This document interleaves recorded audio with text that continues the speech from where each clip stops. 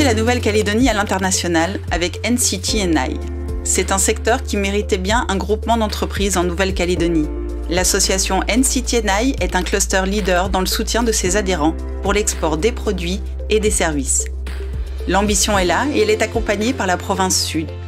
Il faut dire que cette grappe regroupe à ce jour plus d'une centaine d'entreprises, soit environ 19 000 emplois à l'échelle de la Nouvelle-Calédonie. Un enjeu majeur décrypté par Cécile Chamboredon, directrice du cluster NCT&I.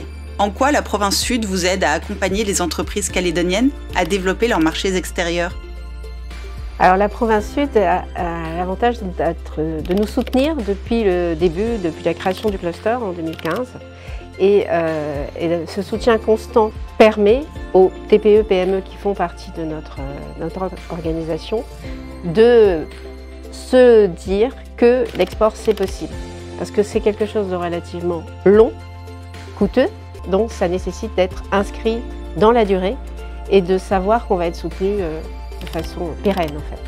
Pourquoi, selon vous, est-il important qu'une collectivité soutienne des clusters comme le vôtre, déjà fort de plus d'une centaine d'entreprises? L'enjeu de l'export, c'est de présenter ses produits et ses services, mais c'est aussi de présenter l'origine de ces produits et de ces services. La Nouvelle-Calédonie, elle est connue par les Calédoniens, bien sûr, par cœur, mais à l'étranger, pas toujours. Et par conséquent, il y a dans notre accompagnement la nécessité de vendre la destination.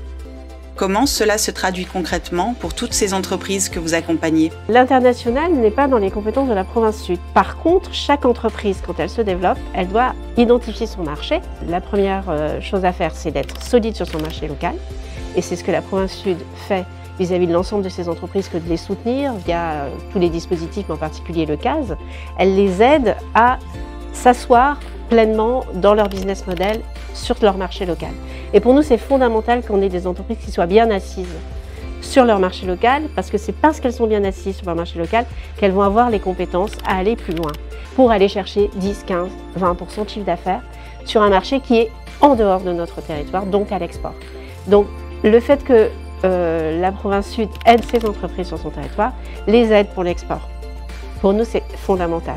Quels sont pour vous les secteurs calédoniens d'excellence pour l'exportation?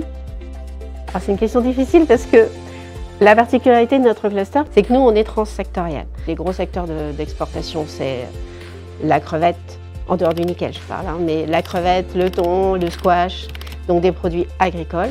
Mais on va jusque l'énergie, en passant par les services, en passant par l'industrie de transformation, les matériaux de construction, le développement durable. Donc on est vraiment très transsectoriel. Je dirais qu'aujourd'hui, les enjeux sont sur l'agriculture et l'agroalimentaire.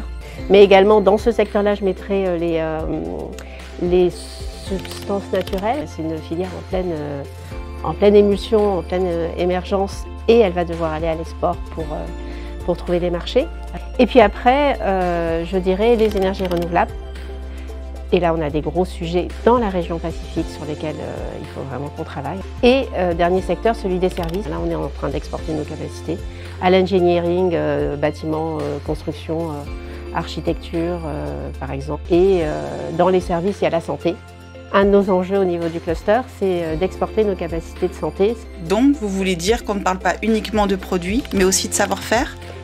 Carrément. Pour nous, le savoir-faire, c'est presque prédominant désormais dans notre stratégie à l'export et dans la représentativité de nos adhérents. Exporter du service, c'est une autre problématique. On est sur de la compétence et donc l'offre de valeur est beaucoup plus aisée à projeter, j'aurais tendance à dire. Donc on travaille beaucoup sur les services aujourd'hui.